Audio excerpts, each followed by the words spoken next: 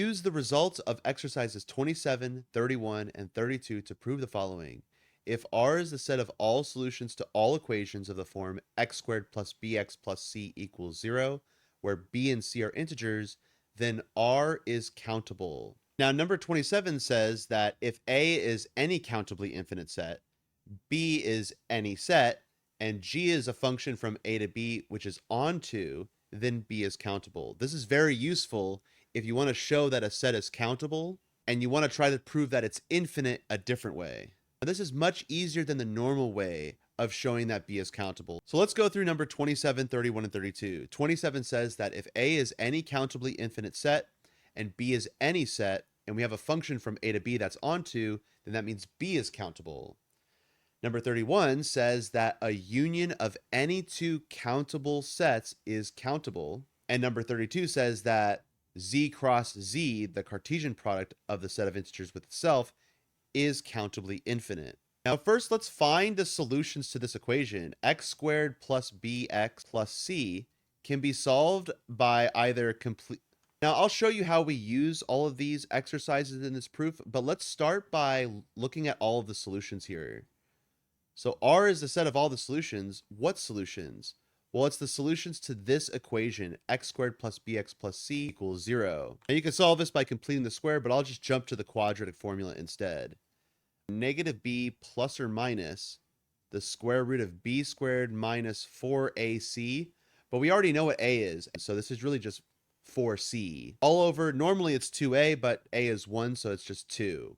Now, if we imagine all of the different integers that b and c can be, then this will iterate through all of the solutions in R. We have to be extra careful about this plus or minus, though. So what we're going to do first is we're going to break up the set R into two subsets, R plus and R minus. R plus is going to correspond to all of the solutions with a plus in that position, and R minus is going to correspond to all of the instances in which there's a minus in that position. Now, what we're going to do is we're going to show that each of these sets by themselves are countable. And keep in mind that the union of any two countable sets is countable by number 31. So if we can prove that R plus is countable and that R minus is countable, then that means that R is countable. Now, what we're going to do first is we're going to show that R plus is countable by constructing a function g. Now, here's where we utilize number 27.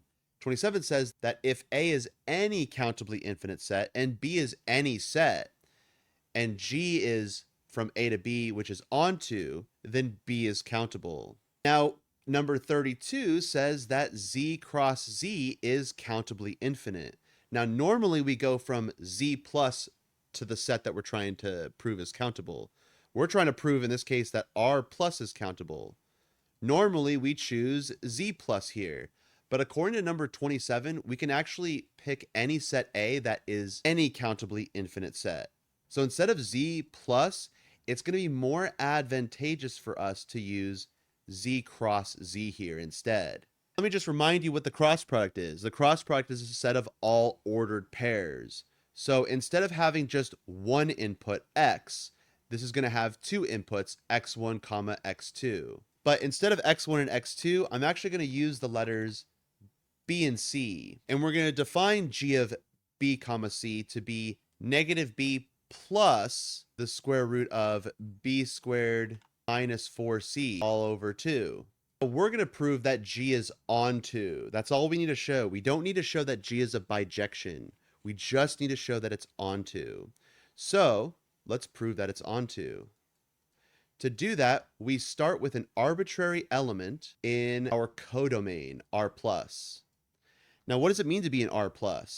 Well, that means then that there exists a b and c, which are both integers, such that y equals negative b plus, not minus, not plus or minus, just plus the square root of b squared minus 4c all over 2.